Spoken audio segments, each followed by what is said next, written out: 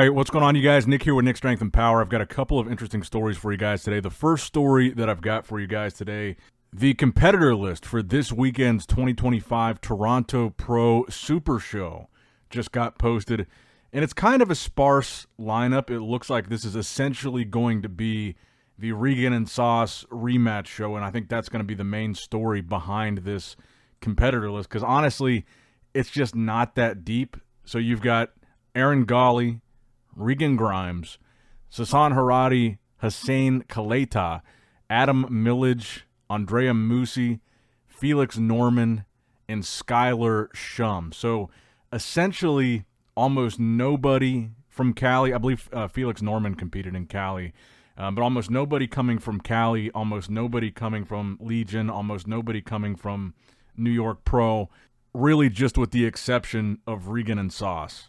And I really think that those two guys they're by far the two biggest names in this lineup, and I think they will be the top two 100%. And so far this year, they've gone head-to-head twice. First in New York, where Regan placed ahead of him, then obviously in Cali, where Regan took the win and got his Olympia qualification. And this will be the fourth time, actually this will be the fifth time this year that Sauce has competed, starting with Detroit, second place to Bonac. Then he went on to FIBO, second place to Andrew Jacked. Then he went on to New York, where he was fifth. And then he went on to the Cali Pro, where he was again second. So this will be the three of three face-offs that him and Regan will have. Will things be different this time? Will he finally get his Olympia qualification? If Regan is on, I don't think Sauce can beat him. If Regan is off, I think Sauce might be able to catch him. But when Regan is on, he is just structurally so much more complete, in my opinion, than Sauce, and he's a lot bigger than Sauce. So when their conditioning is comparable, which I think is Sauce's biggest weapon, is that crazy conditioning, you can see the structural flaws in Sauce's physique that Regan doesn't have.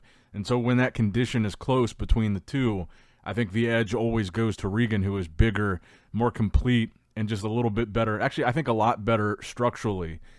And I think for me, Regan is probably going to take this one too. Again, unless he's off, I think Regan will go 3 for 3 versus Sauce. But let me know what you guys think in the comments below. What are your predictions for the 2025 Toronto Pro this weekend? Again, not really the deepest lineup that we're looking at here, but I kind of expected that.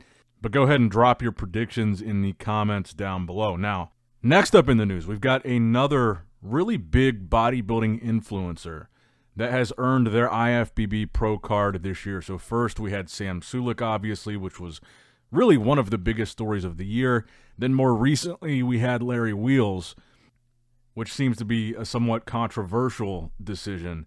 And now you have Eric Janicki, who has about 2 million, almost 2 million followers on Instagram. And I've seen his reels. The reel that I know him most from is the Spider-Man one. I'm sure you've seen the one where he's in the Spider-Man suit. That's what I think of when I hear his name. But he earned his pro card this past weekend at the Mexico Super Show. And I believe he's competed a couple times this year trying to get the pro card, so this is where he finally got it done.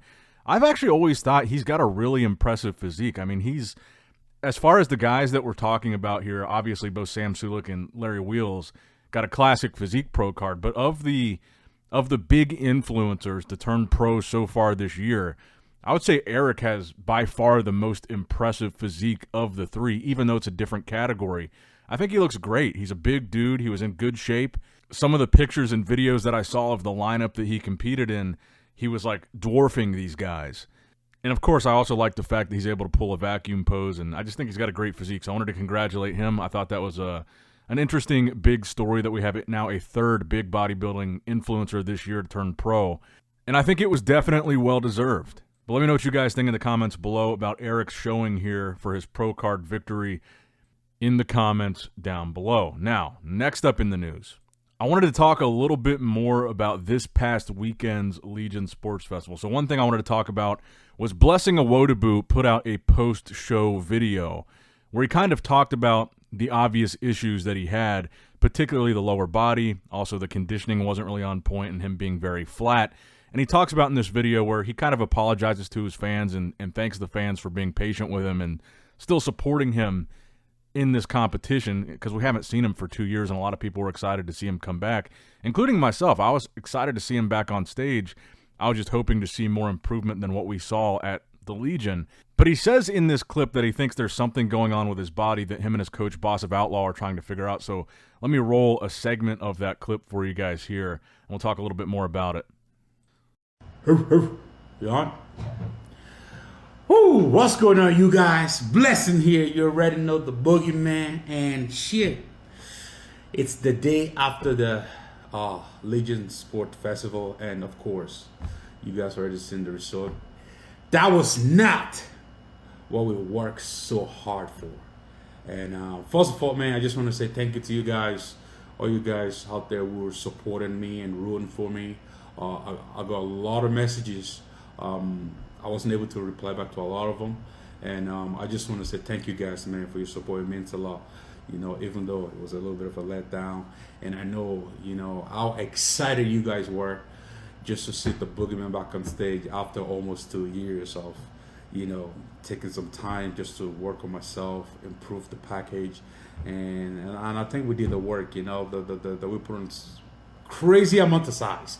The problem wasn't size, you know, but you know, there's an issue there. There's an issue there with my body. There's something going on that, you know, I had a great chat today with my coach.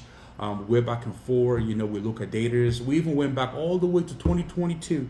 You know, when I was winning and qualified for the Olympia. You know, we looked like how fresh my body was. You know, we saw the way, you know, the way I was looking, the same thing that I had to same pop I had to my body back then, that I just haven't been able to get that pop back. Even though this year, you know, I've put on so much size, the biggest my legs have ever been. You know, when it comes to training, we figured that part out. You know, my legs look so balanced. Maybe not on stage, but like just leading to the show, of course, because I was pretty flat and I just faded. But leading to the show, this is the most balanced my physique has ever been. And a lot of you guys seen some of the photos, and you know, you guys can attest to that. And but just something there that I'm missing. That's, you know, something that I had back in 2022 that I haven't been able to put my finger on. But me and my coach, we talked about it, and I think we figured it out. You know, there's certain things something we're looking into that could be the issue. And you know, I had a talk with boss, and I was very happy with the talk. And I think we know where to go from here. So again, I just want to apologize, man, if I did let a lot of you guys down, you know. And shout out to my sponsor, Muscle-Tech, for backing me, for always been there for me, all my friends and family, you know, and all you guys out there supporting me. I truly appreciate you guys. And again, you know, I'm sorry for that. Definitely size was not an issue, you know, but hardness and density was the issue. And what I noticed the most, like my waist my waist was just out of it. You know what I mean? Like throughout the prep, like all my pictures, my waist was in tight. So after those 3 days of carbon up, my waist was it was just so hard to control my waist. And then I had a huge breakfast going into the show, so it was really, really hard to control my waist. And with my physique, especially when I'm not hard enough, once my waist is out of line, forget about it. Forget about it. You know, it's not gonna be a good look.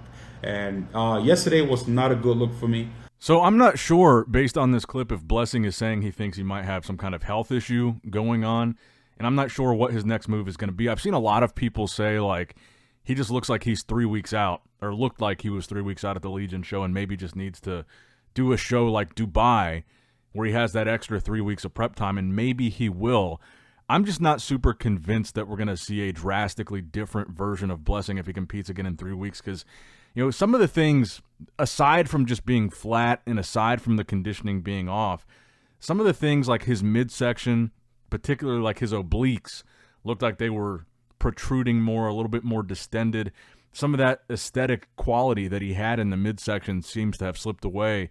And to me, even though he said in this video that this was the biggest his legs have ever been and he added a lot of size to his legs, I feel like that didn't really come across on stage at all.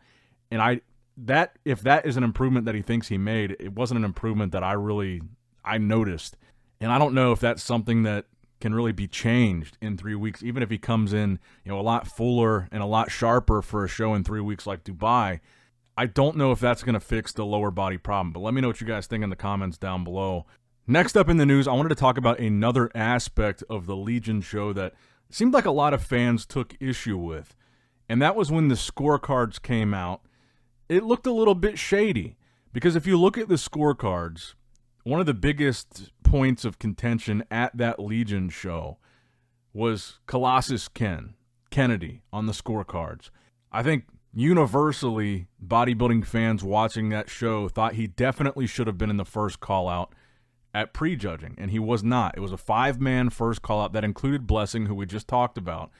But it was weird because the scorecards actually show that the judges are saying they had him in 5th at prejudging, which is weird because he wasn't even in that 5-man first call-out. And in the call-outs, he never even got to stand next to the other members of that top 5. So clearly, at prejudging, they had Blessing ahead of him because Blessing was in the first call-out and he was not.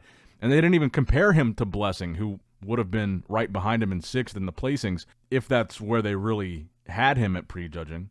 So a lot of people thought it was odd, and myself included. I think it's a little odd that his score shows that he was in 5th at prejudging, but didn't even have the opportunity to be in the first call-out.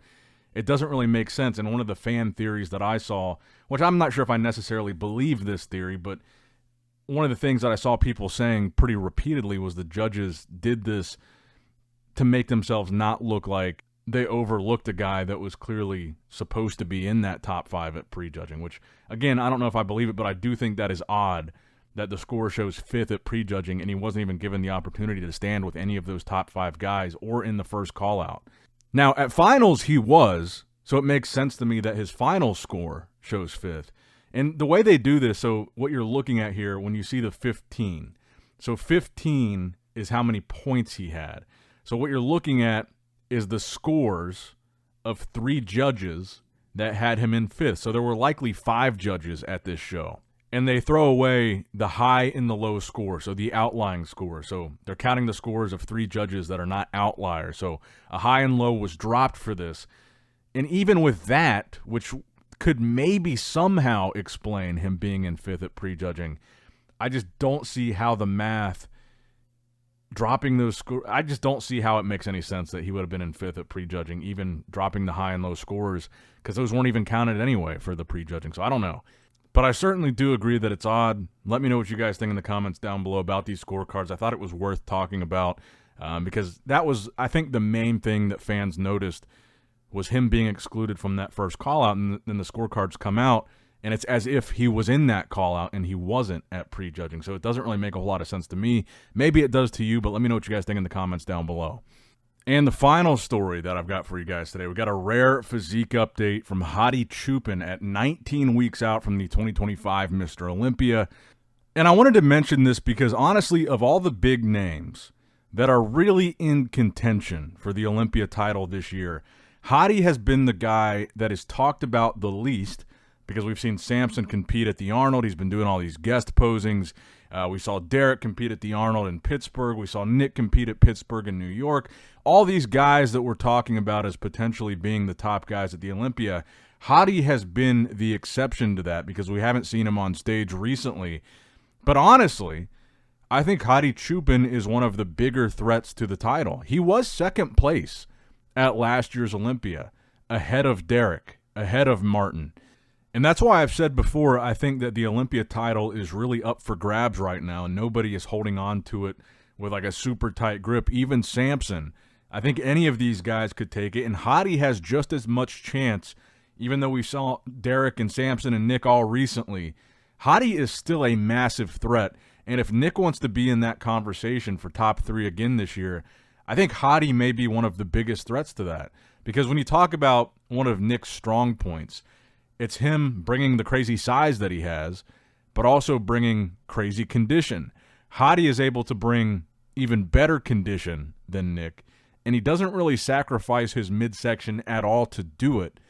And he's also no small guy. Hadi is extremely densely muscled, so I don't think he's in the conversation as much as he should be right now as we're looking ahead to the Olympia, I think Hadi is 100% just as big of a threat as Derek, just as big of a threat as Samson, just as big of a threat as Nick, if not bigger than some of those guys. I mean, I look at that Pittsburgh lineup, which was so incredible, and I look at that and I think, if Hadi had done that show, would Derek still have won?